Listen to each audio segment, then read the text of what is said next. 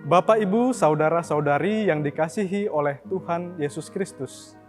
Saya Diakon Firdaus Pigaleo MSF, lahir di Balikpapan 14 Juli 1996. Ayah saya Bapak Adolfus Leo dan ibu saya Ibu Teresia Sugiyarti. Saya anak ketiga dari 4 bersaudara, laki-laki sendiri.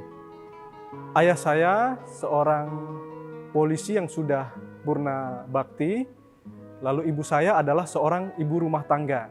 Kakak pertama saya bernama Selviana Dian Leo, sudah dipanggil Tuhan tahun 2020 yang lalu. Lalu kakak kedua saya, Maria Adolfina Leo, sekarang bekerja di kota Balikpapan. Saya anak ketiga, dan adik saya, Elizabeth Leda Leo, sekarang masih menempuh studi di SMK di Balikpapan. Riwayat panggilan saya memulai pendidikan panggilan saya di Seminari Menengah Roh Kudus Tuke, Dalung, Bali, mulai dari jenjang SMP sampai SMA dari tahun 2008 sampai 2014. Nah, setelah menjalani masa pendidikan di Seminari Menengah Roh Kudus Tuke, Dalung di Bali, saya melanjutkan untuk memutuskan masuk dalam Kongregasi Misionaris Keluarga Kudus atau MSF Provinsi Kalimantan. Saya menjalani masa novisiat di Novisiat MSF Biara Bethlehem Salatiga tahun 2014 sampai 2015. Setelah lulus novisiat selama 1 tahun, saya melanjutkan pendidikan saya, yakni memasuki masa skolastikat yang saya tempuh di Skolastikat MSF Biara Sakra Familia Malang untuk menempuh pendidikan S1 tahun 2015 sampai 2019. Setelah itu saya menjalani masa top 2 tahun. Tahun pertama saya jalani di Paroki Santo Petrus dan Paulus Ampah, yakni tahun 2019 sampai 2020. Dan top tahun kedua saya di Paroki Katedral Keluarga Kudus Banjarmasin tahun 2020 sampai 2021. Setelah menjalani masa top saya melanjutkan studi S2 kembali lagi ke Skolastikat MSF di Malang, Biara Sakra Familia.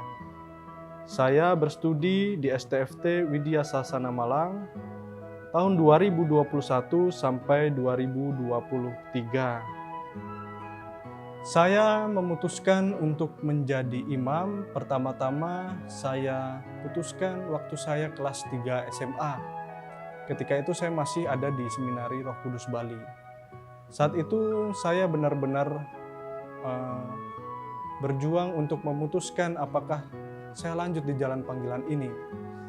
Namun ketika ada peneguhan dari seorang romo atau pastor di seminari yang menjelaskan bagaimana pelayanan seorang imam, lalu bagaimana melayani umat, saya merasa termotivasi, tertarik, dan juga merasa tertantang untuk menjadi pelayan Tuhan yang lebih luas lagi. Untuk menanggapi panggilan itu, saya memutuskan untuk masuk dalam tarekat atau Kongregasi Misionaris Keluarga Kudus MSF.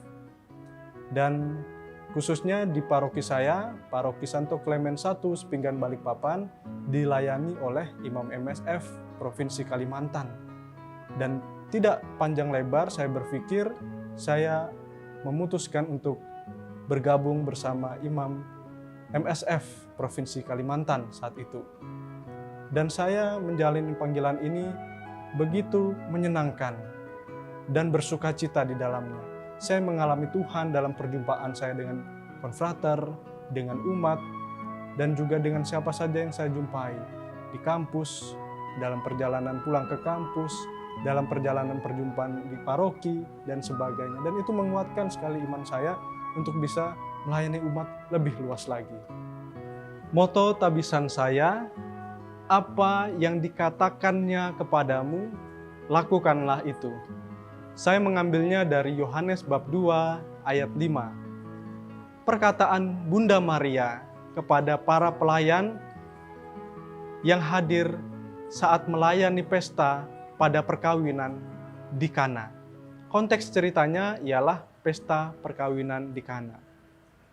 Saat itu, para pelayan hadir di situ, juga Bunda Maria dan Tuhan Yesus.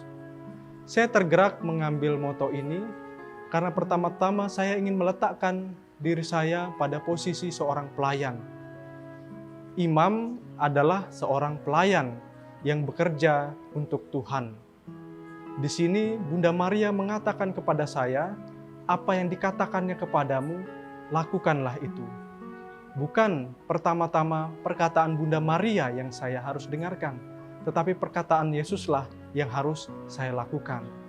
Dalam devosi pribadi saya, dalam doa-doa pribadi saya meletakkan Bunda Maria dalam posisi yang saya kagumi sebagai sosok ibu, di mana perkataannya juga menggerakkan hati saya, bukan untuk mendengarkan perkataan ini pertama-tama, tapi melakukan apa yang dikatakan Yesus putranya. Menjadi pelayan pertama-tama adalah mengerjakan karya baik yang dilakukan oleh Tuhan. Bekerja sama dengan Tuhan, menghadirkan kebaikan di dunia ini, menghadirkan kerajaan Allah. Bukan diri saya yang harus dikagumi, tetapi Yesus yang harus dimuliakan pertama-tama. Pesta perkawinan di Kana, mujizat pertama yang kemudian dilanjutkan dengan mujizat-mujizat kemudian. Saya menginginkan agar Yesus membuat suatu mujizat yang indah dalam hidup saya yang kemudian bisa saya bagikan kepada orang banyak. Bukan untuk diri saya, tetapi Tuhanlah yang dimuliakan. Ketika air diubah menjadi anggur, disitulah lahir sukacita. Biarlah saya menjadi tangan-tangan pelayan itu yang bisa menghadirkan kebaikan, sukacita, dan Tuhan sendiri di tengah-tengah umat. Biarlah perkataan Bunda Maria ini menjadi penggerak hati saya, menjadi motivasi saya untuk mendengarkan kata-kata Tuhan yang mungkin kerap kali sulit saya dengarkan, mungkin kerap kali tidak saya pahami, tetapi Bunda Maria, dia yang pertama-tama mengetahui sabda Allah, dia melakukannya. Dari sana saya belajar untuk melakukan kehendak Yesus, putranya itu sendiri. Ya, kami mengucapkan terima kasih kepada yang pertama Monsinyur Petrus Bodeng Timang yang telah mentabiskan kami berdua. Lalu kami juga berterima kasih kepada Superior MSF Provinsi Kalimantan, Pastor Agustinus Doni Tupen MSF. Lalu kami juga berterima kasih kepada orang tua, ayah dan ibu, saudara-saudari, baik yang sudah menghadap Tuhan, juga yang masih hidup, kami berterima kasih. Lalu juga kami berterima kasih kepada para staf seminari menengah yang kami pernah jalani, hidupi dalam proses formasio. Lalu melanjutkan juga kami berterima kasih kepada para formator kami di MSF, secara khususnya mulai dari seminari, mulai dari novisiat, lalu skolastikat dalam proses pembinaan yang kami jalani.